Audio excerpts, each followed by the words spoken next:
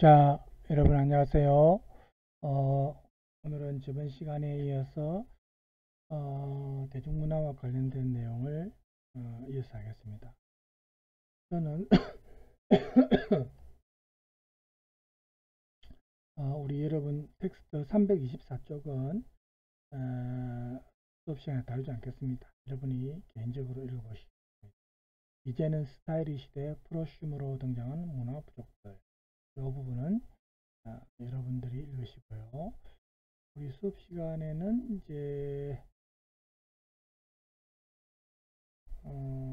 여기 조금 넘어가 버렸네요. 327쪽입니다. 친근의 환상을 넘어선 팬덤 코드.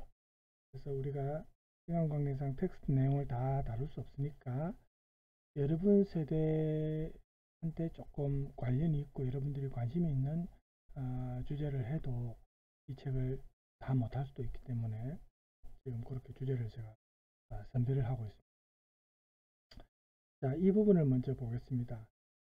우리가 뭐 과거에도 이런 말이 있었고 지금도 아직 있지만 어떤 뭐 드라마를 예를 들어서 너무 좋아해서 드라마에 빠져서 하루 종일 드라마만 보고 다른 생활이 안 되는 이런 사람들을 드라마 페인족, 페인이란 말을 썼죠.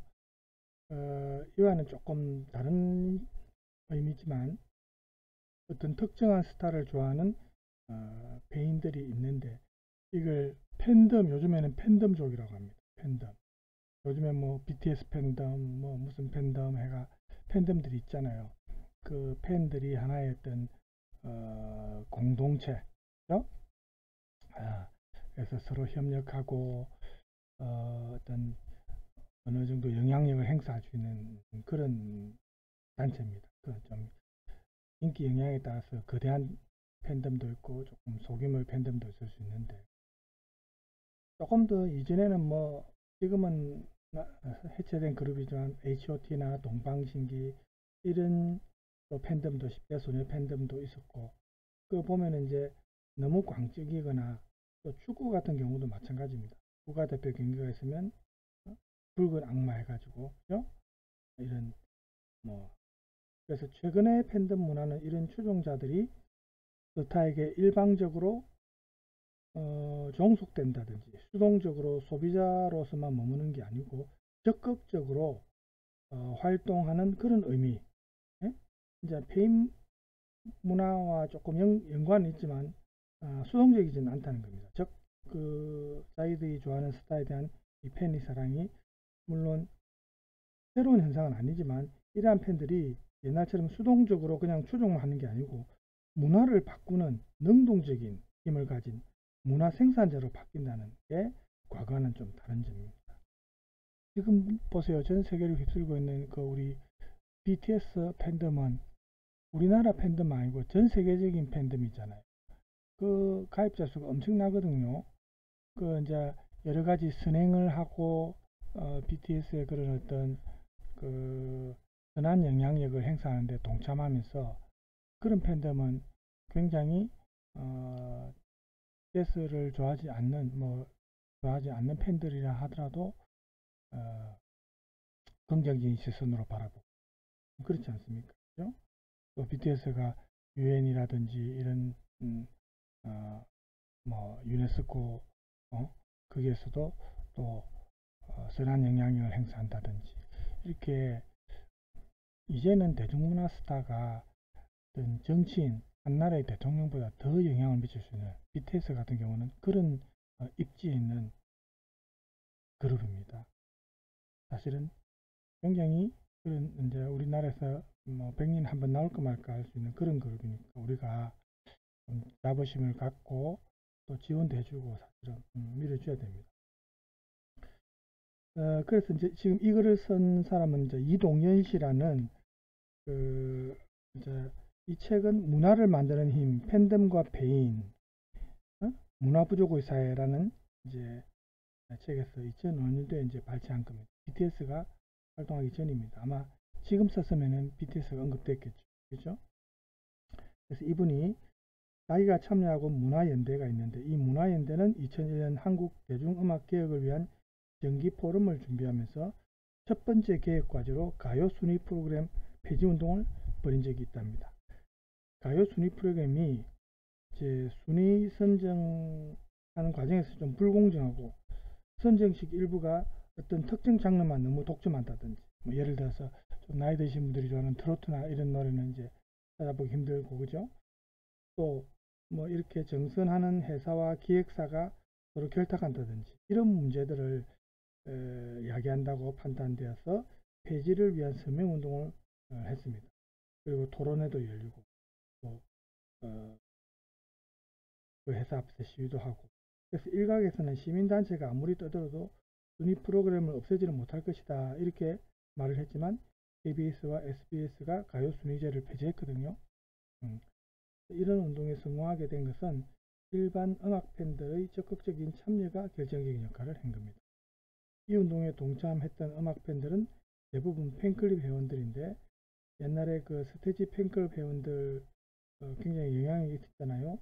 아직도 남아있는데 이 팬클럽이 먼저 운동에 동참하겠다는 의사를 전했고, 그 이후에 뭐 god나 H.O.T 이런 일부 팬클럽이 자신들이 좋아하는 스타들의 공연과 계약 문제와 관련한 그간의 사정을 말하면서 도움을 또 청하기도 했답니다.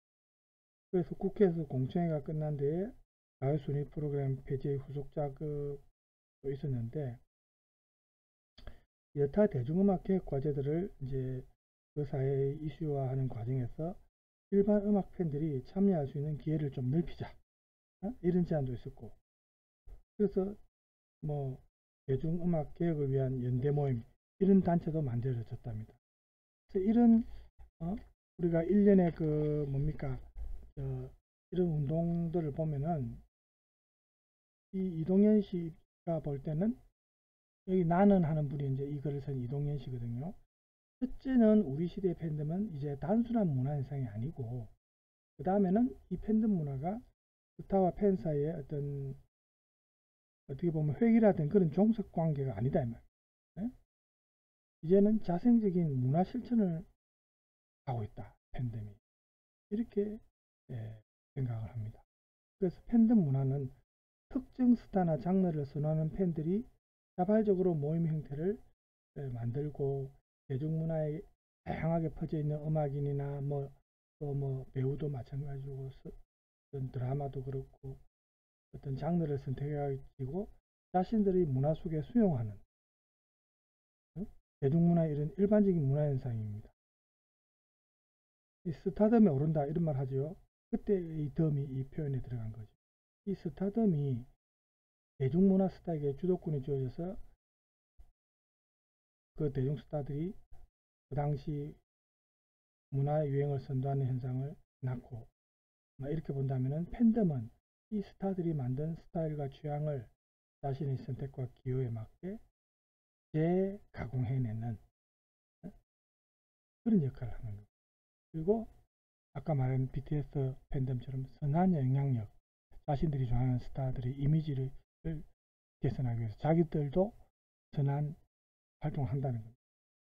이렇게 팬덤의 자생적인 문화 실천이 팬덤 내부 갈등도 물론 있겠지만 팬덤 문화가 서로 힘을 합치고 서로 결합할 수 있는 그런 걸 이제 보여주고요.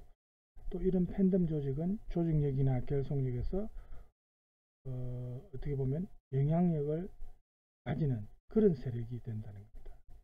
이 팬덤 문화가 이제 새로운 형태의 문화운동, 문화 소비자 운동으로 이행될 수 있는 그런 환경으로 변하고 있습니다. 이 팬덤의 주체들은 그동안, 잠깐만요.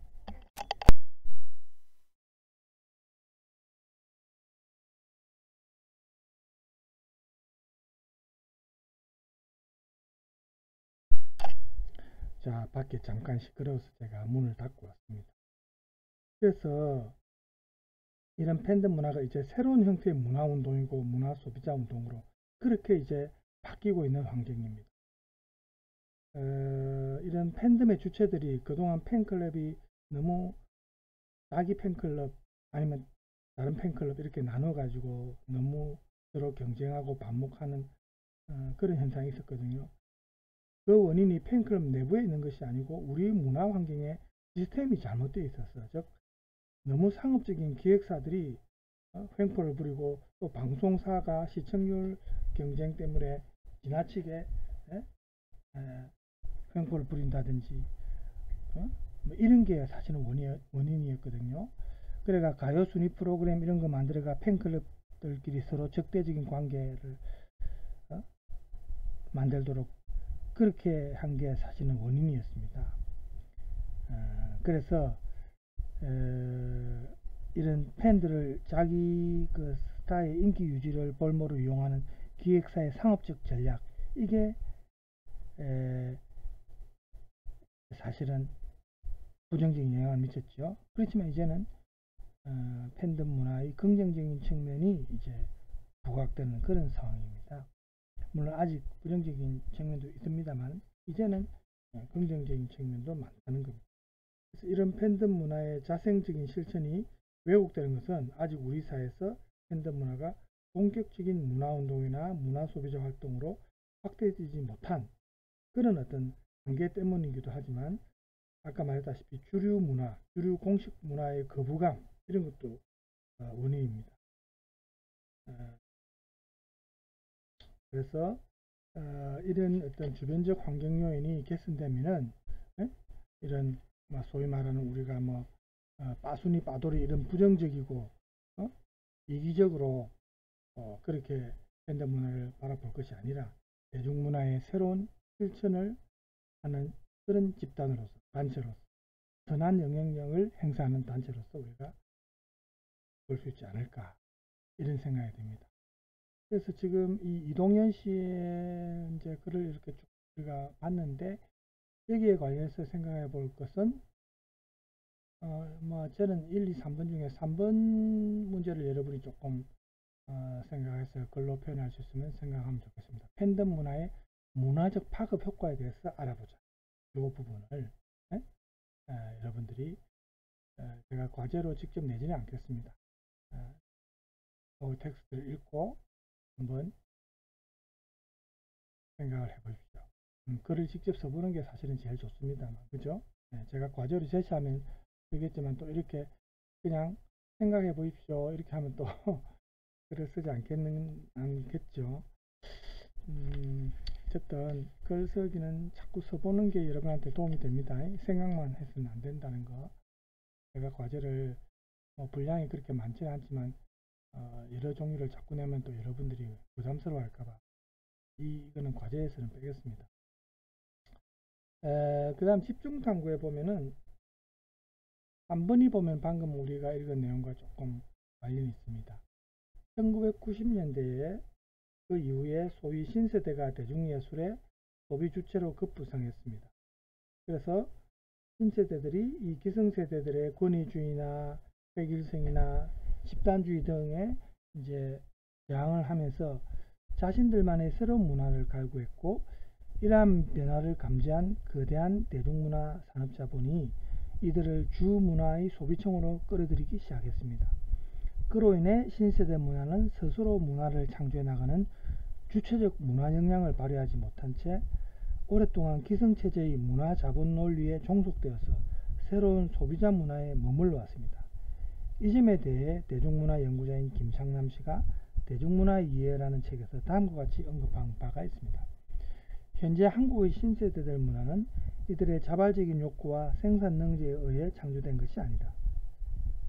랩이나 록 같은 신세대 선호의 대중음악은 서구에서 들어와 상품화된 형태로 제공된 것이고 뮤직비디오나 전자게임 역시 마찬가지다. 랩이 미국 빈민가의 흑인 청소년들에 의해 자생해서 문화산업에 의해 상품화되는 과정을 밟은 것과는 다르게 한국에서 랩은 상품화된 형태로 들어와서 신세대가 이를 선택하고 수용하는 과정을 통해 하나의 하위 문화로서 형성된 것이다. 이처럼 스스로 새로운 문화를 창출한 것이 아니라 단지 주어진 문화를 소비함으로써만 정체성을 드러낸다는 것은 신세대 문화의 기본적인 한계라 할 수 있다. 자, 이 글에 대해서 이제 이 글을 읽고 여러분이 이러한 신세대의 소비 중심 문화가 소비 취향 공동체인 페인 문화나 팬덤 문화에서도 마찬가지인데 이러한 관점에서 볼 때 페인 문화와 팬덤 문화의 문화적 한계에 대해서 생각해 보죠. 이것도 하나의 과제가 될 수 있죠. 이런 부분도 여러분들이 연습할 수 있는 분들은 한번 텍스트와 또 인터넷에서 또 관련 주제를 쳐서 부수적인 자료가 있으면 한번 활용해서 글을 써보십시오. 과제는 아닙니다. 또 제시하면 많으니까, 그죠? 자, 그래서 오늘은 조금 진도를 더 나가겠습니다. 지금 텍스트가 좀 더 많이 남았기 때문에 이제 우리 한국 사회와 다문화주의에 대한 부분으로 넘어가겠습니다. 여러분, 다문화란 말은 이제 결코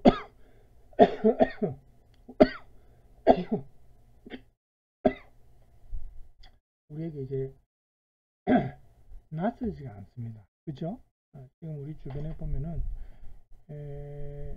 특히 이제 시골 같은데 지방에 가면은 초등학교나 이런 데 교실에 가보세요. 많은 반은 한 절반 이상, 좀 적게는 3분의 1 이상이 이주민 여성들의 2세대, 3세대 이런 학생들이 그 반의 이제 비율입니다. 지금 지방에 이제 많이 빠져나오고 도시로 빠져나오고 그 지방의 소규모 작은 도시들은 인구 공동화 현상이 벌어지고 있거든요. 빠져나오고 인구가 줄어들고 있고, 또 아시다시피 우리나라가 지금 출생률도 계속 너무 떨어져서 큰 문제가 되고 있는데, 이런 이주민 2세대, 3세대들이 없으면 더 지금 아마 학교가 유지되기 힘들 겁니다. 대학교도 마찬가지입니다. 지금 저 타문화권에서 뭐 한류 영향도 크고요. 그래서 그런 어떤 외국인 학생들의 비율이 점점 높아지고 있고, 외국인 학생들이 없으면 대학교도 지금 일부 규모가 작은 대학들은 학생 수급도 힘든 그런 상황이 지금 우리의 상황입니다. 그래서 이런 우리나라도 결국은 이제 다문화 정책이 필요한, 벌써 오래전부터 다문화 사회라고 볼 수가 있는 그런 상황인데요. 국내에 그전에 외국인이 이제는 엄청나게 많습니다. 수백만 명 될 거거든요. 전체 우리 한국인 결혼에서도 지금 한 10% 이상, 15% 이상이 국제 결혼이라는 게 지금 통계에서도 나와요. 그렇지만 이런 변화가 있음에도 불구하고 여전히 우리 사회에 뿌리 깊은 어떤 단일 민족론으로 인한 차별이나 배제가 아직도 남아 있습니다. 사실 단일 민족은 아니거든요. 우리가 역사적으로 볼 때 단일 민족이 될 수가 없어요. 많이 이제 섞여 있고, 사실은 그렇죠? 완전한 단일 민족은 아니죠. 침략을 많이 받았기 때문이죠. 한편으로는 이 다문화주의나 다문화 사회가 이제는 어떻게 보면 우리가 거부할 수 없는 그런 현상이 되고 있고,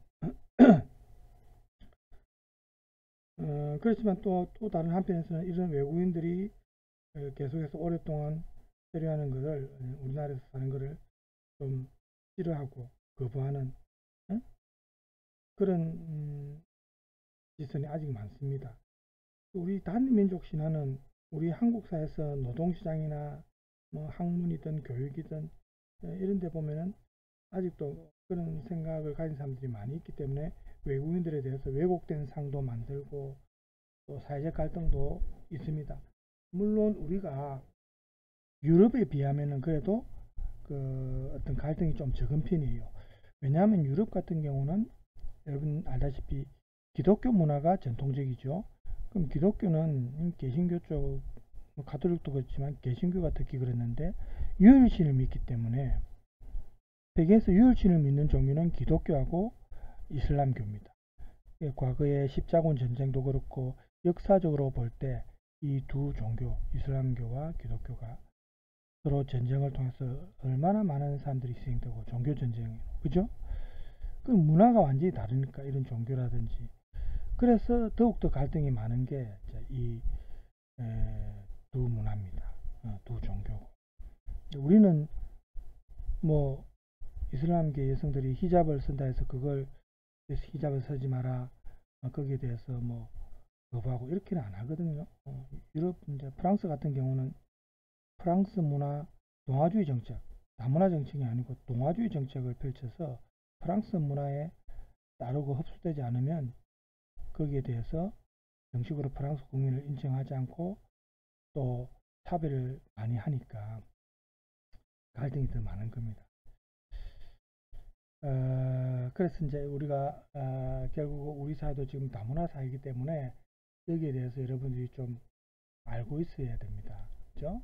그래서 이 주제를 할 건데 우리가 역시 시간 관계상 지금 내용을 다 다룰 수는 없고요. 다문화주의의 두 얼굴 하면 우리가 야누스의 얼굴이라는 표현도 있지만 다문화가 긍정적인 면과 부정적인 면 그 두 개의 얼굴을 갖고 있다는 그 말인데 이 부분도 시간 관계상 여러분들이 텍스트를 직접 읽어 보시기를 제가 권하고요. 그래서 저는 한국의 다문화주의 339쪽에 이 부분을 조금 볼까 생각 중입니다. 지금 시간을 한번 볼까요? 21분이요. 좀 더 이제 우리가 집중해서 볼 부분은 집중해서 보고 또 여러분이 개인적으로 읽어볼 부분은 개인적으로 읽고 이런 식으로 이제 나눠야 할 것 같습니다. 우리 한국 사회에서 최근에 보면 다문화주의 담론이 이제 굉장히 번창하고 있습니다. 왜냐하면은 다문화 사회로 이제 접어들었기 때문에 우리는 그죠? 그래서 몇 년 오래됐습니다. 뭐 학술회의에서도 주제로 다루고 또 여러 NGO 단체들도 다문화주의를 주제로 해서 결혼 이주자 여성들의 정착을 지원하는 사업을 또 적극적으로 추진한다든지 결국 외국인 체류자가 증가하니까 이런 정책이 없을 수가 없다는 겁니다. 더불어 살아야 되는 그런 상황이 지금 우리가 현재 상황입니다. 그래서 우리나라도 마찬가지입니다. 한국인들도 여행이나 학업, 취업 이런 걸 목적으로 해외에 가는 우리 한국인들도 많아지죠. 그래서 이질적인 문화와 교류하는 한국인도 늘어나고 그래서 우리 한국인들의 전통적인 다민족 중심주의도 이제는 그런 의식을 가지고 있으면 갈등을 겪게 됩니다.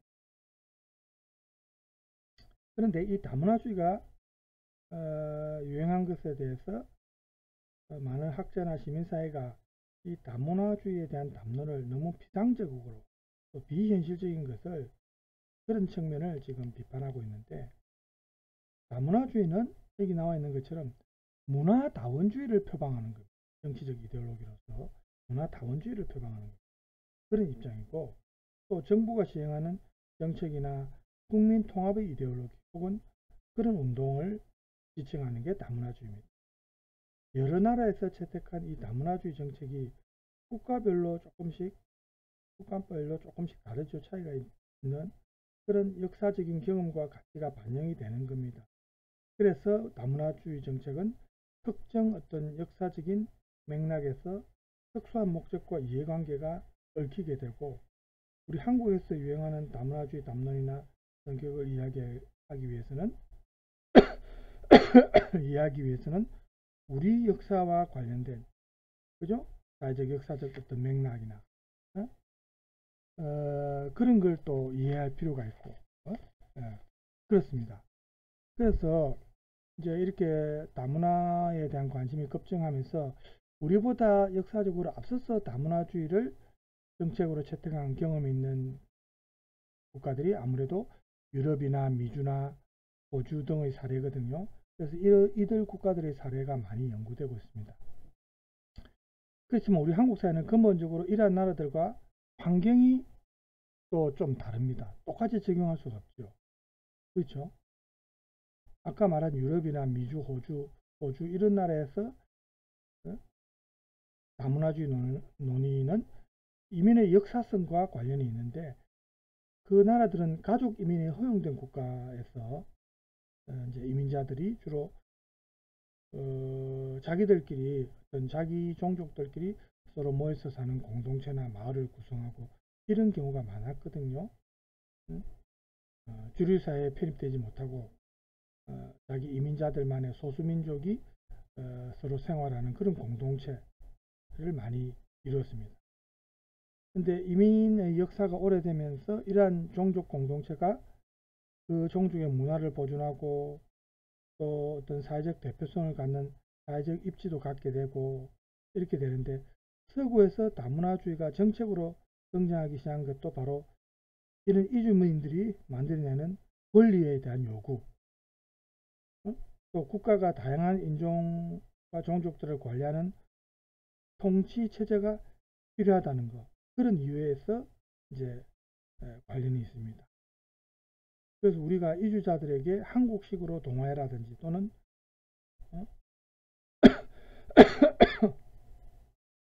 침묵한다든지 이거 외에는 선택할 것이 별로 없는 이런 우리 한국 사회에서 마치 동화주의나 다문화주의 입장이 각축을 벌이는 것처럼 그렇게 우리가 생각하는 것도 좀 실과는 거리가 멀거든요.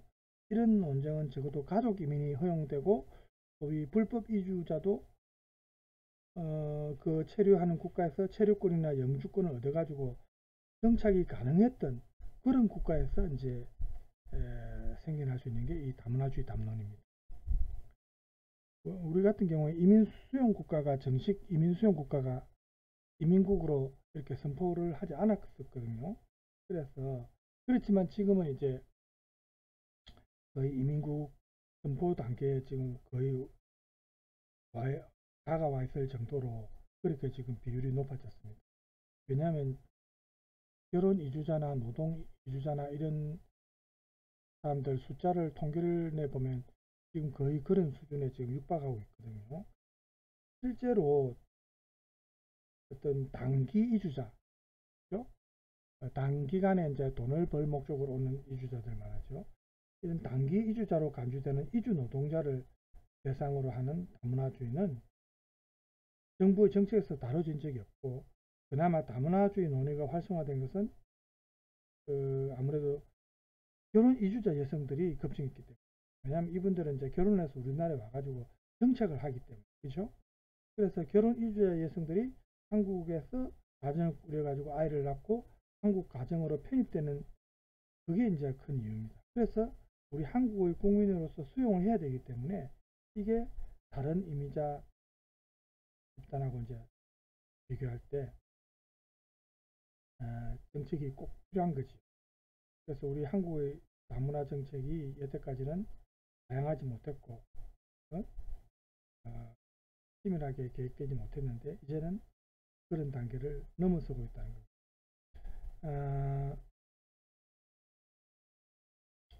밑에 보면은 킴리카라는 사람이 지적한 말이 있는데, 다문화주의는 일종의 열려있는 텍스트며 이를 현실화시킨 국가의 정책과 목표도 다양하고 또 결국 다문화주의 이상과 멀어지는